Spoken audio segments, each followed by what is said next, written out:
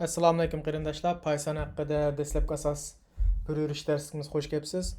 Biz bu darsligimizda Pythonni tuvan seviyadan boshlab yuqori seviyaga o'rganib o'tamiz. Eng oldi bilan biz nima uchun Python program tilini o'rganamiz? Masalan, siz Java o'rgangan bo'lishingiz mumkin yoki JavaScript yoki C++ degandek har qaysi programma tili o'rgangan bo'lishingiz mumkin. Hamda nima uchun Python'ni tanlaymiz deganda birinchidan yangi o'rganayotganlar bo'lsin yoki boshqa ma'lum bir program tilini o'rgangan va ma'lum bir saviyada, to'liq saviyada emas bo'lsin. Pythonning alohidaligi birinchidan o'rganish oson. Undan keyin cheklama oz. Java'ni misolga olganda yangi o'rganuvchilar shu sonliq ma'lumot tipi, masalan data type deydi inglizcha. Shundan ezib ketadi. Sanmo, harfmo, butun sanmo, part sanmo deganda kesir son degandek cheklimi bek kuchlik Java'da, lekin Python unda emas. Pythonning ozroq cheklimasi bor, lekin bek oz. Ko'pincha o'rganuvchilar qanda o'rganish oson deb baho beradi. Ikkinchidan, buningki qo'sh funksiyasiga Pythonda. Python deganning o'zi hamda bo'g'imchilan degan gap inglizchadagi. Buningda ham tor bekat ochqili bo'ldi yoki tor bekat qurg'ili bo'ldi, xuddi JavaScript o'xshash bir program tili. Yana bir ham sonliq ma'lumot ilmi deymiz, masalan data science inglizchadagi. Bu Pythonda intan keng ko'lamda qo'llandi. Ikki xil unumga erishgan bo'ldi. Hamda Java orqali data science o'rganma deb qolsa qiyinlik kutadi o'jini odamning. Uchinchidan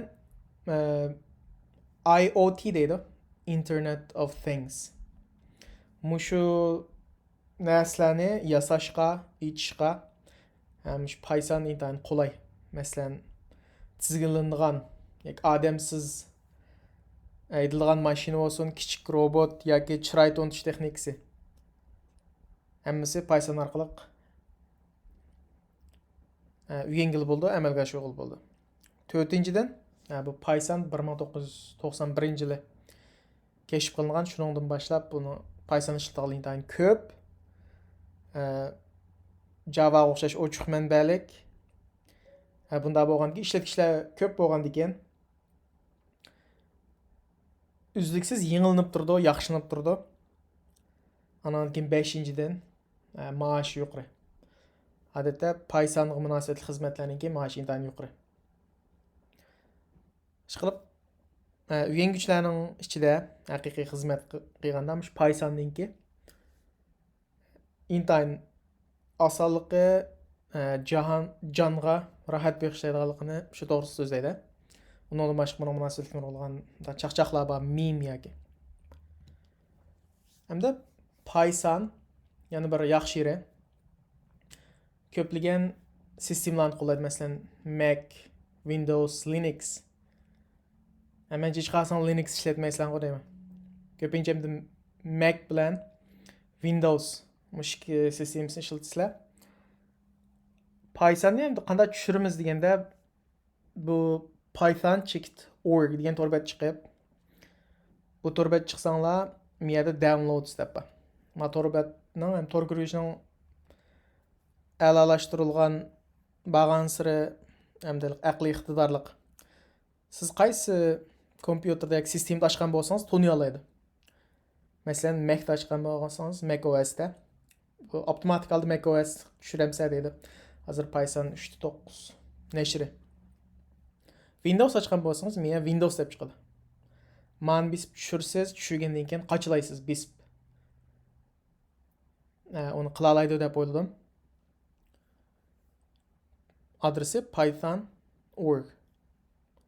Bu birinchi qadam, Pythonni tushiramiz. İkinci qadamda tahrirlagich yoki masalan Eclipse ishlatayotgan bo'lishinglar mumkin, IntelliJ bo'lsin. Mening tavsiya qilganim Visual Studio Code degan tahrirlagich. Ama IntelliJ'im bulaverdi, Eclipse'im bulaverdi. Halgan birisini tushirilik bo'lsa, tushunsanlar bo'ldi buni. Tushunmagan bo'lsanglar, shu Visual Studio Code. Visual Studio bilan Visual Studio Code ikki xil deydilar. Şu an şu Visual Studio Code chekit, Visual Studio chekit. Kamga kirib tushirishinglarni tavsiya qilaman, chunki Visual Studio'ni tushirib qilishinglar mumkin. Bu Visual Studio Code. Bu o'xshash qanda avtomatik toniyalaydi sizlarning qaysi sistema bo'lsa, Mac o'sha yerdan tushirsizlar. Shuni bassanglar bo'ldi. U tushirgandan keyin qanda qachalaysizlar, ishga cheksanglar bo'ladi. Next, Kings'ni aş finish bag'ich qachilsangiz bo'ldi. Qachlab bo'lgandan keyin bu mush shaklda ichiladi. Eclipse yoki IntelliJ tushirilgan bo'lsanglar, buni tushunsangiz bo'lardi. Hamda ma Visual Studio Code'ninki yaxshi nima deganda, keyin bu Python'da o'rganib, ham o'rgangandan keyin mana bir Emily projectlarni ishlatib beqish orqali, masalan, bir torbat yasash bo'lsa, şu Visual Studio Code'dan qolayroq. Ama Eclipse yoki IntelliJ'ni ishlasanglar bo'lardi. Bu eng darsim shakcha. Keng qismliq darsda buning biz Python'ni hamda rasmiy boshlaymiz.